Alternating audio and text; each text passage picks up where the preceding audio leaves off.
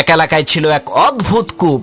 লোকেরা যখন ওই গহীন অন্ধকার কূপ থেকে পানি তোলার জন্য কূপের মধ্যে রশিতে বাঁধা বালতি নামিয়ে দিত, তখন ওই রশি ঠিকই থাকতো, কিন্তু বালতিটা কূপের মধ্যে উধাও হয়ে যেত। এই আশ্চর্য ভুতুরে কাণ্ড দেখে এলাকার সমস্ত লোকেরা বলাবলি করতে লাগলো যে নিশ্চিত এই কূপের মধ্যে জিন ভূত আছে। এলাকার সমস্ত গণ্যমান্য ব্যক্তিরা একত্রিত হয়ে দেশের বড় বড় কবিরাজদেরকে নিয়ে আসলো ওই কূপ থেকে জিন ভূত তাড়ানোর জন্য। কিন্তু দুঃখের বিষয়, কোনো কবিরাজই এই সমস্যার সমাধান করতে পারলেন না। অবশেষে সেই এলাকার একজন দুঃসাহসী বালক বলে উঠল, আমি এই কূপের ভেতরে নেমে দেখবো এর মধ্যে আছে কি। ছেলেটির এই কথা শুনে এলাকার সমস্ত লোকেরা হতভম্ব হয়ে গেল। সকলেই তাকে বলতে লাগলো, ভাই, এই কাজ করা তোমার মোটেও ঠিক হবে না, এটা কিন্তু তোমার আত্মহত্যার শামিল। তখন সেই ছেলেটি বলল, ইনশাল্লাহ আমার কিছুই হবে না, তবে আমার একটা শর্ত হচ্ছে, যেই রশিটা আমি মাজায় বেঁধে এই কূপের মধ্যে নামবো, ওই রশিটা তোমাদের সাথে আমার পিতাও যাতে ধরে রাখে। এলাকাবাসী বলল, এটা আবার কোনো শর্ত হলো নাকি? ঠিক আছে, তোমার পিতাও আমাদের সাথে রশিটা ধরবে, কোনো চিন্তা করবা না। কথা অনুযায়ী মাজায় রশি বেঁধে সেই ছেলেটি কূপের মধ্যে নেমে দেখতে পেল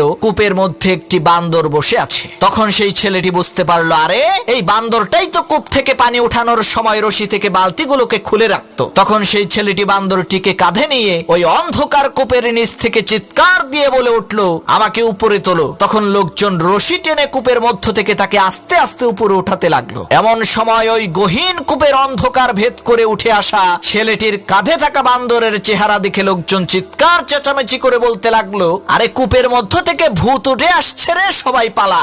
ভূতের কথা শুনে যে যার মতো এদিকে ওদিকে ছুটে পালিয়ে গেল। কিন্তু ওই ছেলেটির পিতা রশি ছেড়ে কোথাও গেল না, কারণ তার কলিজার টুকরা সন্তান যে ওই কূপের মধ্যে আছে, এ কারণে সে তার সমস্ত শক্তিকে একত্রিত করে রশি টেনে একাই তার সন্তানকে কূপ থেকে বের করলো। এরপর দেখা গেল তার ছেলে কূপের নিচ থেকে কাঁধে করে একটি বান্দর নিয়ে এসেছে। তখন সেই ছেলেটি তার পিতাকে বলল, বাবা, আমি জানি আমার বিপদে সবাই পালিয়ে গেলেও তুমি কিন্তু পালাবে না, এজন্যই আমি শর্ত জুড়ে দিয়েছিলাম যে আমাকে টেনে তোলার রশিটা যাতে আমার পিতা ধরে রাখে। প্রিয় ভাইরা, এখান থেকে বোঝা যায় যে বিপদের মুহূর্তে সবাই আপনাকে ছেড়ে পালিয়ে যেতে পারে, কিন্তু আপনার মা বাবা আপনাকে বিপদে রেখে কখনোই পালাবে না ইনশাআল্লাহ।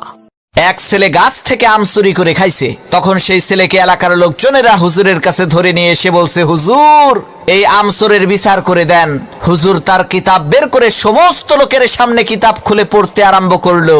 যে চুরি করে খাইছে আম, তাকে দিতে হবে তার দাম, দাম না দিলে তার পিঠের উপরে কিল পড়বে ধাম ধাম। হুজুরের কিতাব শুনে এলাকার লোকজন সেই ছেলেটিকে কয়েকটা চর থাপ্পড় মেরে বিদায় করে দিল। আল্লাহর কি কুদরত! কয়েকদিন পর সেই হুজুরের নিজের ছেলে ডাব চুরি করে খাইছে। তখন এলাকার লোকজন হুজুরের কাছে এসে বলছে, হুজুর, মানুষের ছেলে আম চুরি করে খাইছে দেখে বিচার করলেন, এখন আপনার ছেলে তো ডাব চুরি করে খাইছে, বিচার করেন তো দেখি।